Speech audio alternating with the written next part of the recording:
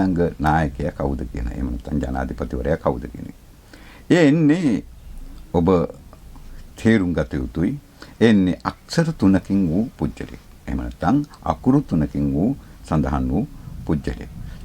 ආයබෝවන් අපේ දයාබර හිතවතුනි ඔබ බලාපොරොත්තු වෙන්නේ හැමතිස්සෙම මගෙන් අනාවැකියක්. එක්ක ක්‍රීඩා පිළිබඳව හෝ දේශපාලන පිළිබඳ අනාවැකියක්.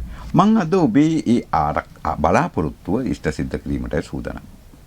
මම මේ මොහොතේ කියන්නේ මීළඟ ජනාධිපති කවුද කියන එකයි.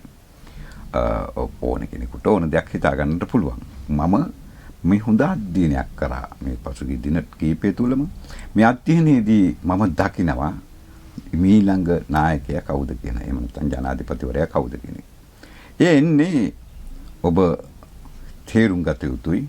එන්නේ අක්ෂර 3කින් වූ පුජ්‍යලෙක්. එහෙම නැත්නම් අකුරු 3කින් වූ සඳහන් වූ පුජ්‍යලෙක්.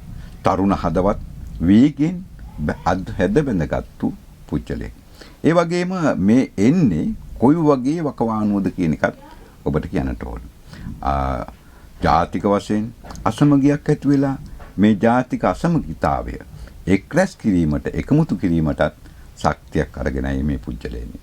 ඒ වගේම මේ රටේ 60%කට ආසන්න ප්‍රමාණයක් ඉන්න උතුම් වූ බුදුදහම විනාශ වෙමින් පවතින යුගයක එය නැවත ගොඩනැගීමේ පරමාර්ථයනුයි ඔහු වෙන්නේ. ඒ වගේම ආර්ථිකය අතින් අන්තිමටම බිඳුවටම වැටලා තිබුණු තැනක ආර්ථික ගොඩනැගීම සඳහායි ඔහු වෙන්නේ. ඒ කවුද කියන එක නම ගම ඇතුව ඔහුගේ කේන්දර පිටපතත් සමග මම ඔබට ඉදිරියේදී කියන්නම්. ඔබට හිතා ගන්න පුළුවන් නම් හිතා ගන්න. එන්නේ අක්ෂර 3යි.